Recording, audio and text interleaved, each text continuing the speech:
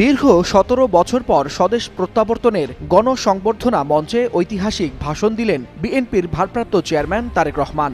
কিন্তু পুরো বক্তব্য জুড়ে একবারের জন্য উচ্চারণ করলেন না শেখ হাসিনা কিংবা আওয়ামী লীগের নাম। রাজনৈতিক অঙ্গনে এই বিষয়টি এখন নতুন আলোচনার জন্ম দিচ্ছে।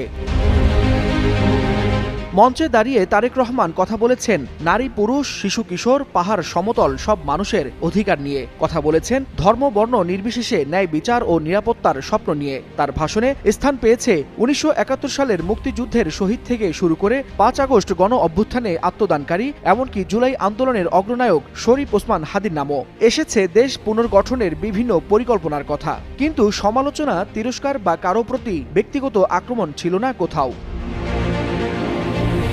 রাজনৈতিক বিশ্লেষকদের অনেকেই মনে করছেন এটি তারেক রহমানের রাজনৈতিক শিষ্টাচার ও সহনশীলতারই প্রকাশ। যে নেতার বক্তব্য একসময় সম্প্রচারে নিষেধাজ্ঞার মুখে পড়েছিল, সেই নেতা দীর্ঘ ১৭ বছর পর দেশে ফিরেই প্রতিপক্ষকে এড়িয়ে কথা বলেছেন মানুষের আশা, অধিকার ও ভবিষ্যৎ নিয়ে। ফলে সামাজিক যোগাযোগ মাধ্যমে বেশ প্রশংসায় ভাসছেন বিএনপির ভারপ্রাপ্ত চেয়ারম্যান তারেক রহমান।